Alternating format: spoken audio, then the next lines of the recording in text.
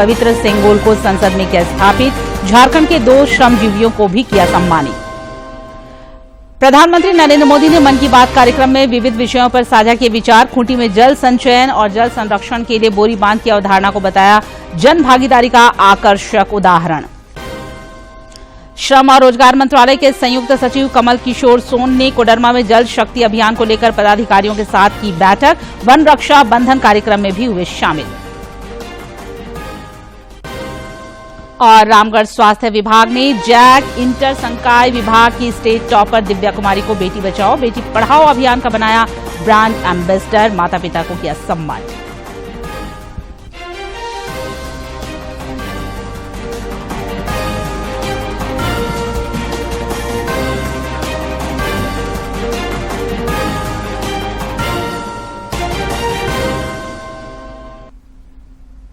नमस्कार, खबरें झारखंड में आपका स्वागत है। मैं हूं निशा दीपिका सोरेन और अब समाचार विस्तार से।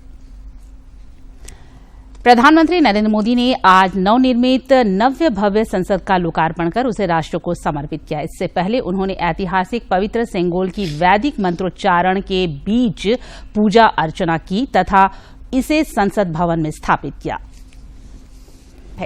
नए संसद भवन के निर्माण के लिए देश भर से अनोखी सामग्री जुटाई गई है। उद्घाटन के बाद नए संसद भवन में सर्वधर्म प्रार्थना की गई। सभा में बौद्ध, जैन, पारसी, सिख समेत कई धर्मों के धर्मगुरुओं ने अपनी अपनी प्रार्थनाएं की। प्रार्थना सभा में केंद्रीय मंत्री और राज्यों के मुख्यमंत्री मौजूद थे। संसद भवन के उद्घाटन समारोह के मौके पर हवन और पूजन से हुई शुरुआत। इस दौरान पूरे वातावरण में मंत्रों की आवाज गूंजती रही।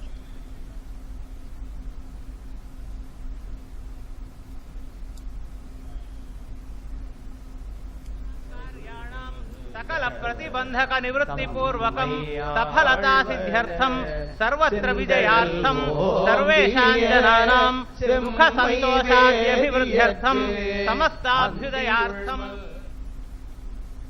सर्वदा रक्तवर्णं सुरेशं पशुपतिसुतमेशं विघ्नराधे सप्तपदगिरं नमादिमुत्तमाञ्जुहोते सर्वं वै पूर्णाहुतिः अस्यामेव प्रतिष्ठते वसोद्धाराञ्जुहोति वसोर्मेधारा।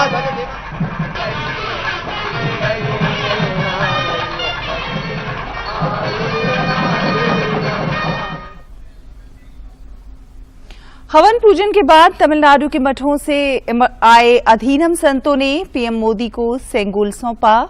उन्होंने संतों से आशीर्वाद लेकर पूरी श्रद्धा के साथ दंडवत प्रणाम किया। फिर नंग पैर पूरी श्रद्धा के साथ हाथों में सेंगोल लेकर पीएम संसद भवन के अंदर गए और स्पीकर की कुर्सी के पास विधि विधान के साथ इसकी स्थापना की। इस दौरान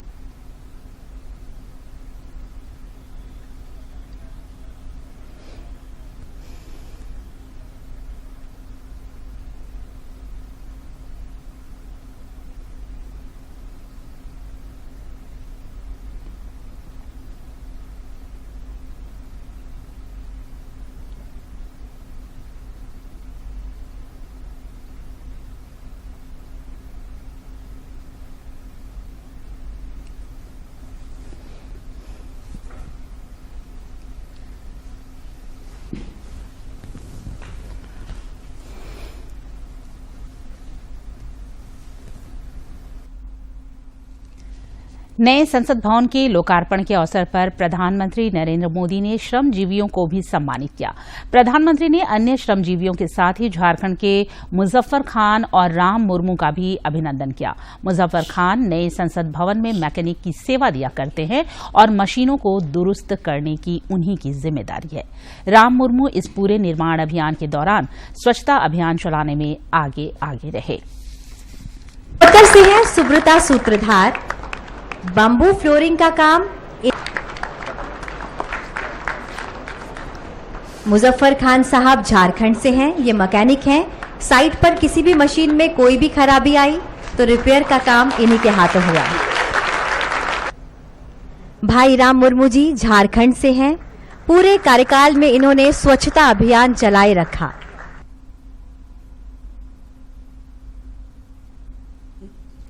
संसद भवन के लोकार्पण के दूसरे चरण में प्रधानमंत्री नरेंद्र मोदी ने 75 रुपये मूल्य का सिक्का और डाक टिकट जारी किया। इस दौरान अपने संबोधन में उन्होंने कहा कि हमारा लोकतंत्र हमारी प्रेरणा है और हमारा संविधान हमारा संकल्प है। इस प्रेरणा और संकल्प का सबसे अच्छा प्रतिनिधि हमारी संसद है। श्री मोदी ने सेंगोल के महत्व पर प्रकाश डालते हुए कहा कि इस संसद भवन में जब भी कार्रवाई शुरू होगी, सेंगोल हमें प्रेरित करता रहेगा। 21वीं सदी का नया भारत बुलंद हौसले से भरा हुआ भारत अब गुलामी की उस सोच को पीछे छोड़ रहा है। आज भारत प्राचीन कला की उस गौरवशाली धारा को एक बार फिर अपनी तरफ मोड़ रहा है और संसद की ये नई इमारत इस प्रयास का जीवंत प्रतीक बनी है। प्रधानमंत्री नरेंद्र मोदी ने कहा कि पिछले 9 सालों में संसद भवन से लेकर पंचायत भवन तक देश का विकास और देश के लोगों का विकास सरकार की निष्ठा रही है। पिछले 9 साल में 4 करोड़ गरीबों को आवास उपलब्ध कराए गए, 11 करोड़ शौचालय बनाए गए, 30,000 से ज्यादा पंचायत भवनों का निर्माण हुआ। एक्सपर्ट अगर पिछले 9 वर्षों का आकलन करे तो पाएगा कि ये 9 साल भारत में नव निर्माण के रहे हैं, गरीब कल्याण के रहे हैं। आज हमें संसद की नई इमारत के निर्माण का गर्व है, तो मुझे पिछले 9 साल में गरीबों के 4 करोड़ घर बनने का भी संतोष है। आज जब हम इस भव्य इमारत को देखकर अपना सर ऊंचा कर रहे हैं, तो मुझे पिछले 9 साल में बने 11 करोड़ शौचालयों का भी संतोष है, जिन्होंने महिलाओं की गरिमा की रक्षा की, उनका स्वर ऊंचा कर दिया। नवनिर्मित संसद भवन के उद्घाटन के अवसर पर लोकसभा अध्यक्ष ओम बिरला समेत कई केंद्रीय मंत्री और सांसद उपस्थित थे। झारखंड के सांसद भी इस ऐतिहासिक क्षण के गवाह बने। केंद्रीय मंत्री अर्जुन मुंडा, केंद्रीय राज्य मंत्री अन्नपूर्णा देवी और अन्य सांसदों ने सोशल मीडिया पर फोटो साझा कर इसे गौरवपूर्ण क्षण की अनुभूति से अवगत कराया।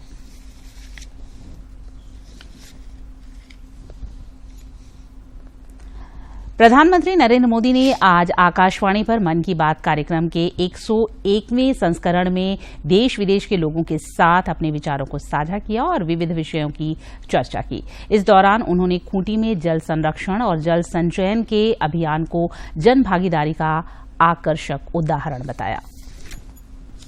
खूंटी में लोगों ने पानी के संकट से निपटने के लिए बोरी बांध का रास्ता निकाला है।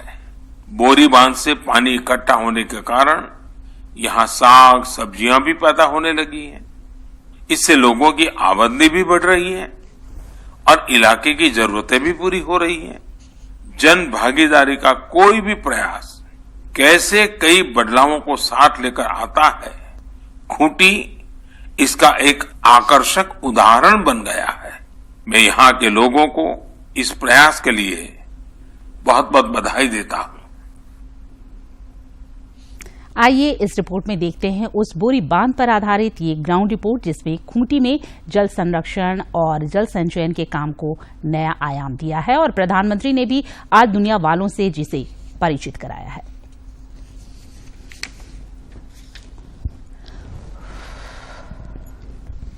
झारखंड के खूंटी जिला में जुगाड़ तकनीक से ग्राम सभा सेवा वेलफेयर सोसाइटी और जिला प्रशासन के संयुक्त प्रयास से नदी नालों पर अनवरत बोरी बांध बनाए जा रहे हैं ताकि बहते पानी को रोककर उसका उपयोग किया जा सके। खूंटी के मुरहू प्रखंड के बनई नदी में बने बोरी बांध से तपती गर्मी में भी बेहतर जल संचयन का उदाहरण देखा जा सकता है। बहुत अच्छा कंसेप्ट है और बिल्कुल ऑर्गेनिक कंसेप्ट है। इसमें हमने कोई भी बाहर का मटेरियल यूज नहीं किया, जो यहाँ पे नदी से ही बालू को बोरी में बंद करके यहाँ पे डाला गया है और ये बिल्कुल कम्प्लीटली श्रमदान से किया जा रहा है। हमको ऐसा लगता है कि इस बार हम लोगों ने करीब 200 बोरी बांध बनाने चाह रहे हैं और एक बोरी बांध में अगर हम लोग देखें तो 40-50 लोगों का कंटेंट। लोग सामूहिक रूप से सामने आए और एक साथ सब लोग मिलजुल करके हम लोग गाँव के साथ और नदी को बचाने का काम किया, पानी को बचाने का काम। बांध से इस इलाके के लोगों को जल संकट से उबरने में काफी मदद मिली है। स्थानीय लोग साग सब्जियों का भी उत्पादन करने लगे हैं, जो उनकी आय का अच्छा जरिया बन गया है। आसपास हरियाली बढ़ने से गर्मी के सीजन में मवेशियों के चारागाह की कमी भी पूर्ण होने लगी है। बांध देने से वही सबसे पहले तो बैल और सब पानी पीने के लिए और आदमी सब यहीं आते हैं गांव का नहाने के लिए। बोरी बांध बनने से जल संचयन की वजह से आसपास के गांव के कुओं और अन्य जल स्रोतों का भूगर्भीय जल स्तर भी बढ़ने लगता है। ग्रामीण इलाके के बच्चे बोरी बांध बनने से तैराकी का भी लुत्फ उठाते हैं।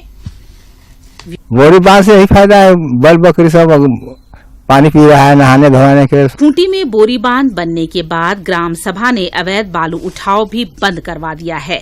इस वर्ष मई-जून माह तक 200 बोरी बांध बनाने का लक्ष्य निर्धारित किया गया है।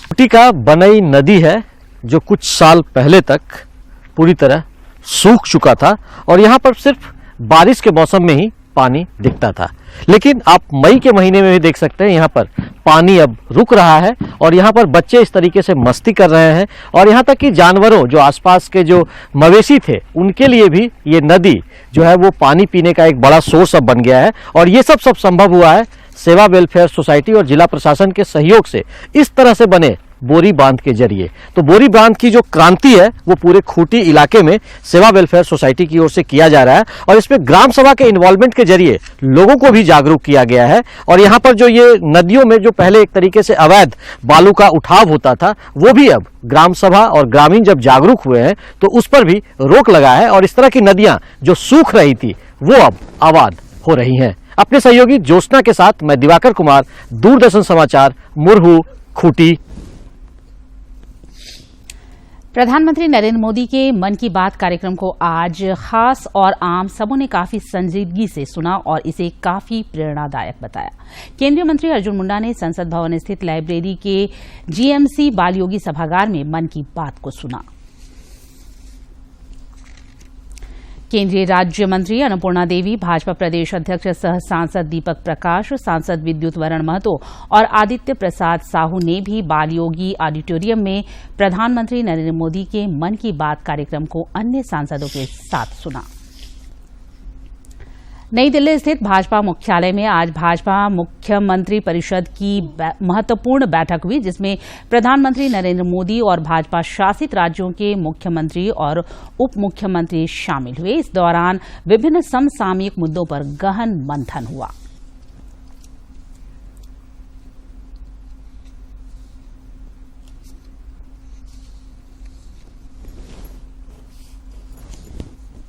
केंद्रीय श्रम एवं रोजगार मंत्रालय के संयुक्त सचिव कमल किशोर सोन ने आज कोडरमा समाहरणालय सभा कक्ष में जल शक्ति अभियान की उच्च स्तरीय समीक्षा की तथा अधिकारियों को आवश्यक निर्देश दिए। इस दौरान संयुक्त सचिव को जिला प्रशासन की ओर से बेहराडीह उत्क्रमित उच्च विद्यालय के बच्चे द्वारा तैयार किया गया स्केच भेंट स्वरूप दिया गया। कोडरमा जिलांतर्गत चंदवारा प्रखंड के स्वावलंबी ग्राम रेघवा टांड में वन रक्षा बंधन कार्यक्रम का आयोजन किया गया। इस दौरान केंद्रीय श्रम एवं रोजगार मंत्रालय के संयुक्त सचिव कमल किशोर सोन, उपायुक्त आदित्य रंजन, वन प्रमंडल पदाधिकारी सूरज कुमार सिंह, उप विकास आयुक्त ऋतुराज समेत अन्य वरीय पदाधिकारियों द्वारा ग्रामीणों के साथ मिलकर पर्यावरण के संरक्षण के लिए पेड़ों में रक्षा सूत्र बांधा गया। संयुक्त सचिव ने लोगों को ज्यादा से ज्यादा पेड़ लगाने के लिए प्रेरित किया। रांची का ऐतिहासिक जगन्नाथपुर रथ मेला इस बार भव्य तरीके से आयोजित होगा। वैश्विक महामारी कोरोना संक्रमण के कारण 2-3 वर्षों तक रथ मेले का भव्य आयोजन नहीं हो सका था, लेकिन इस बार रथ मेला पुरानी परंपरा और भव्यता के साथ ही आयोजित होगा। रथ मेला को लेकर तैयारियां भी शुरू हो गई हैं। राज्य के वित्त मंत्री रामेश्वर उरांव ने आज तैयारियों की उच्च स्तरीय समीक्षा की और जरूरी निर्देश दिए। इधर रांची स्थित जगन्नाथपुर मंदिर परिसर में आज बड़े पैमाने पर स्वच्छता अभियान भी चलाया गया, जिसमें बड़ी संख्या में लोग शामिल हुए।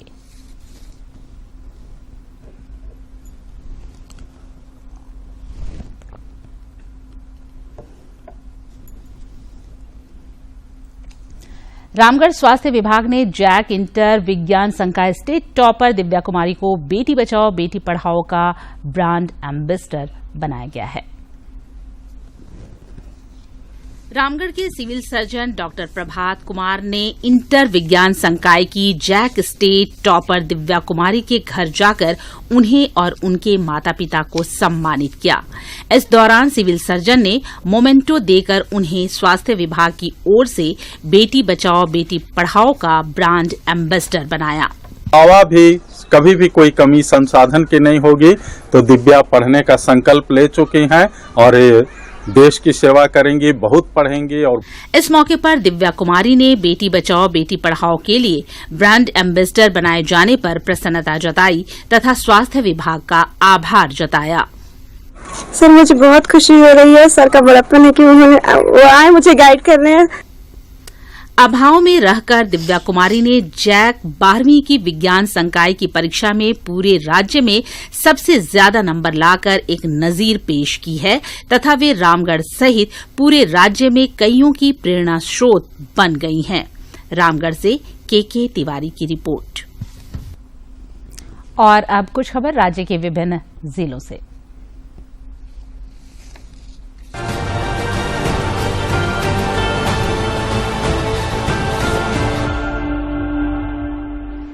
धनबाद के संकटग्रस्त क्षेत्रों में टैंकर से लोगों तक जल पहुंचाया जा रहा है। जिला परिषद की आंतरिक निधि से निरसा और एगारकुंड में 8 टैंकर से जलापूर्ति की गई। कोडरमा सांसद सह केंद्रीय शिक्षा राज्य मंत्री अन्नपूर्णा देवी ने एक फोटो साझा कर कहा कि प्रधानमंत्री नरेंद्र मोदी के नेतृत्व में केंद्र सरकार के 9 साल का कार्यकाल बेमिसाल रहा है। उन्होंने कहा कि केंद्र सरकार गुणवत्तापूर्ण उच्च शिक्षा को सुलभ बना रही है, जिससे मेधावी विद्यार्थी लाभान्वित हो रहे हैं। देवघर उपायुक्त ने बसाहा पंचायत में संध्या चौपाल का आयोजन कर ऑन द स्पॉट समस्याओं का समाधान किया। साथ ही पंचायतों को सुदृढ़ करने के उद्देश्य से बसाहा पंचायत भवन में रात्रि विश्राम किया।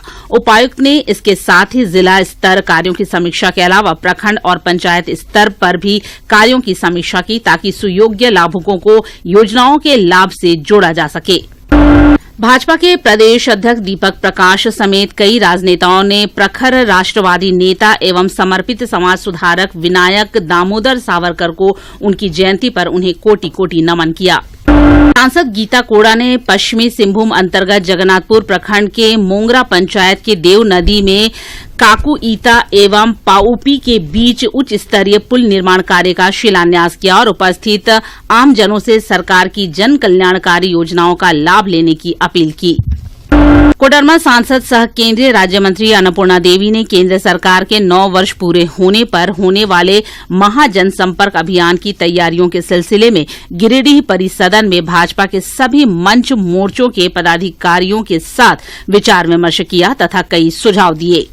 बोकारो में पुलिस और जनता के संबंधों को प्रगाढ़ करने के लिए ललपनिया ओपी क्षेत्र के केरी, अय्यर और खीराबेड़ा के फुटबॉल खिलाड़ियों को जर्सी का वितरण किया गया। साथ ही प्रतियोगिता का शुभारंभ हुआ। साहिबगंज में विरासत अपशिष्ट हटाए जाने के लिए जारी विशेष अभियान के तहत जल सहियाओं के द्वारा नमामि गंगे क्षेत्र अंतर्गत आने वाले पंचायत तथा राजस्व ग्रामों में प्लास्टिक कचरा को एक जगह संग्रहित करने के वास्ते बांस के घेरा का निर्माण किया गया। देवघर पुलिस के द्वारा पालाजोरी थाना अंतर्गत 4 व्यक्तियों के खोए हुए मोबाइल फोन को खोजकर उनके मालिक को वापस किया गया। मोबाइल फोन पाकर लोगों के चेहरे खिल उठे तथा उन्होंने पुलिस की तत्परता की प्रशंसा की। गुमला उपायुक्त द्वारा जिला समाज कल्याण की योजनाओं की बिंदुवार समीक्षा की गई। इस दौरान उन्होंने बाल संप्रेषण गृह में कंप्यूटर ट्रेनिंग और पुस्तकालय निर्माण कराने तथा सावित्रीबाई फूले के लाभार्थियों का सर्वे करने के निर्देश दिए। उपायुक्त ने इसके अलावा मातृवंदना और डायन प्रथा उन्मूलन के लिए जागरूकता अभियान चलाने की हिदायत दी। चतरा में मंत्री सत्यानंद भोक्ता ने जिला परिषद के सभागार में JSLPS द्वारा दीनदयाल उपाध्याय ग्रामीण कौशल योजना के तहत आयोजित 1 दिवसीय कार्यशाला का दीप प्रज्वलित कर शुभारंभ किया। पाकुड़ उपायुक्त ने समाहरणालय स्थित अपने कार्यालय कक्ष में सभी कोल कंपनियों के प्रतिनिधियों के साथ बैठक की। इस दौरान उन्होंने क्रमवार सभी कोल कंपनी से समस्याओं की जानकारी ली और उनके समाधान के लिए जरूरी दिशा निर्देश दिए। खूंटी के मुरहू प्रखंड में टीबी मुक्त पंचायत उन्मुखीकरण कार्यक्रम का आयोजन किया गया। इस दौरान जनप्रतिनिधियों एवं स्वास्थ्य कर्मियों को टीबी रोग को पहचानने एवं इससे जुड़ी विभिन्न भ्रांतियों के संबंध में लोगों को जानकारी देते हुए जागरूक करने के संबंध में चर्चा की गई।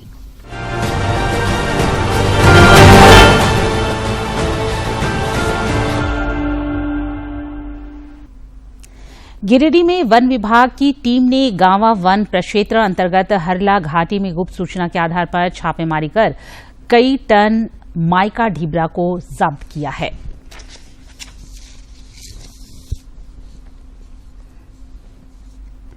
चतरा पुलिस ने मैथन पावर लिमिटेड के लिफ्टर पर गोली चलाने वाले TSPC के एरिया कमांडर अभय उर्फ छोट्टन तुरी को 2 अन्य उग्रवादियों के साथ गिरफ्तार किया है। इन उग्रवादियों के पास से 2 पिस्टल, 1 देसी कट्टा, गोलियां और 2 पहिया वाहन समेत अन्य सामान बरामद किए गए हैं। गिरफ्तार किया गया है। पुलिस के द्वारा इसमें 2 पिस्टल, 1 देसी कट्टा और लगभग 17 राउंड कारतूस जो है वो बरामद किया गया है।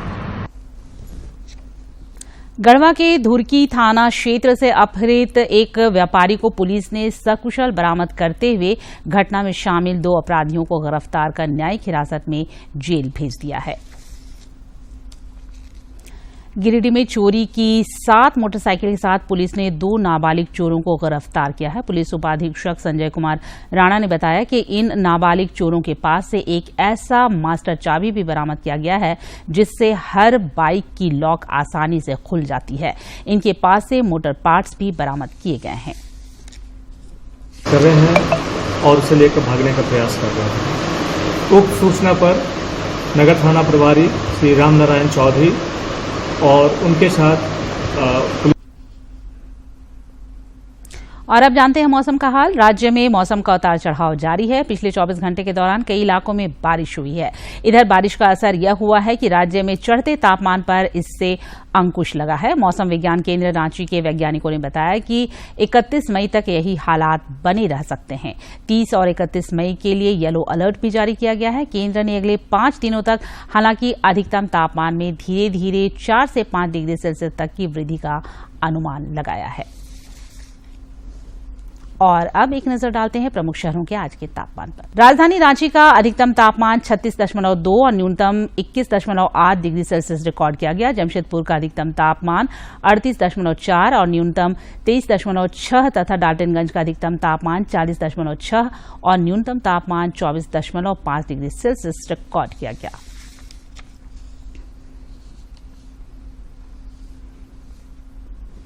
रांची के आड्रे हाउस में सांस्कृतिक कार्य निदेशालय की ओर से 15 दिवसीय समर कैंप चल रहा है, जिसमें बच्चे उत्साहपूर्वक हिस्सा ले रहे हैं।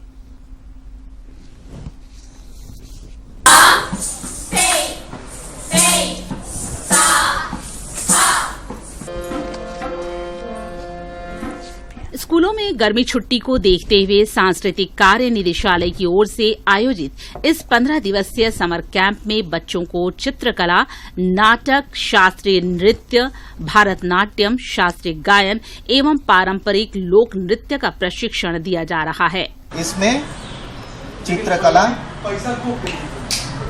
नाटक, शास्त्रीय नृत्य में भरतनाट्यम, कथक, शास्त्रीय गायन और पारंपरिक लोक नृत्य का ये प्रशिक्षण दिया जा रहा है। खासी भीड़ है, लोग काफी इंटरेस्ट ले रहे हैं, सीख रहे हैं। सभी मिला के लगभग 200-250 लोग अभी तक आ चुके हैं, शामिल हो चुके हैं। समर कैंप में विभिन्न स्कूलों के बच्चे अपनी इच्छा अनुसार विविध कला का प्रशिक्षण ले रहे हैं। मैंने थिएटर सुना इसलिए मैंने इसमें लिया। मैंने सोचा कि कुछ अलग हो जाए, और स्कूल्स में एक्चुअली ये सब होते नहीं है। एक्चुअली हमारे और ये 15 डेज का कैंप है। यहाँ पे हमको ड्रामेटिक्स के बहुत टाइप सीखने को मिलते हैं। जैसे इस समर कैंप में बच्चों को स्कूल से अलग एक नए वातावरण में नई चीजों को सीखने का मौका मिल रहा है, जिससे वे काफी उत्साहित हैं। हमें बहुत अच्छा एंजॉयमेंट लगता था और ये एक अच्छा सा इन्वायरमेंट और बैकग्राउंड क्रिएट करता था। अपॉर्चुनिटी मिला है इसमें जाने का, दैट इज व्हाई मैंने ये ड्रामा चूज किया है। 15 दिवसीय इस समर कैंप में फिलहाल 250 बच्चे प्रशिक्षण ले रहे हैं और यह संख्या दिनों दिन बढ़ती जा रही है। रांची से सरिता की रिपोर्ट। विधायक डॉक्टर नीरा यादव ने डीवीसी और जेबीएनएल के अधिकारियों को आपसी समन्वय बनाकर लोगों को निर्बाध रूप से बिजली उपलब्ध कराने की हिदायत दी है। बिजली आपूर्ति को लेकर कोडरमा के वन विश्रामागार में विधायक डॉक्टर नीरा यादव ने झारखंड बिजली वितरण निगम लिमिटेड और डीवीसी के अधिकारियों के साथ बैठक कर लोगों को निर्बाध रूप से बिजली देने का निर्देश दिया।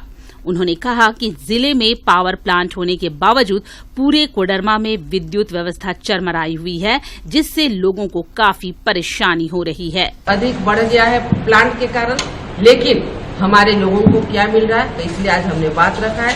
पहले भी सीएसआर की कई मीटिंगों में हमने बात को रखा था, अभी तक उसमें अमल नहीं किया गया है। अगर अब अमल नहीं किया जाएगा तो इसके लिए हम बाध्य होंगे कुछ कार्य करने के लिए। इधर कोडरमा थर्मल पावर प्लांट के परियोजना प्रमुख दिलीप कुमार सिंह ने बताया कि प्लांट के एक बॉयलर में आई तकनीकी खराबी अब दूर हो गई है और बिजली उत्पादन की प्रक्रिया भी सामान्य हो गई है। ये आप लोगों से अनुरोध है, हम भी अनुरोध करेंगे झारखंड सरकार से कि कम से कम तिलैया के आसपास, कोडरमा के आसपास लोगों को निर्बाध बिजली मिले और हम लोग झारखंड गवर्नमेंट को सप्लाई करेंगे। वहीं दूसरी तरफ बिजली विभाग के अधीक्षण अभियंता सुधांशु कुमार ने कहा कि लोगों को निर्बाध रूप से बिजली उपलब्ध कराने के लिए भविष्य में डीवीसी के अधिकारियों के साथ समन्वय स्थापित कर काम किया जाएगा। समस्या होगी, हम लोगों ने अपने ये डीवीसी के साथ हम हमेशा जब भी होगा तो 15 दिन या 30 दिन में हम लोग एक मीटिंग कर लेंगे और जो भी होगा उसको हम आपस में हम लोग इसको बैठ कर हम लोग सुलझा लेंगे। गौरतलब है कि कोडरमा थर्मल पावर प्लांट से 650 मेगावाट बिजली आपूर्ति झारखंड सरकार को दी जाती है, जबकि कोडरमा के झुमरी तिलैया के लिए अलग से 25 मेगावाट बिजली देने का प्रावधान किया गया था, लेकिन इस प्रावधान के मुताबिक लोगों को बिजली नहीं मिल पा रही है। कोडरमा से गजेंद्र बिहारी सिन्हा की रिपोर्ट। और अब एक नजर डालते हैं आज के इतिहास पर।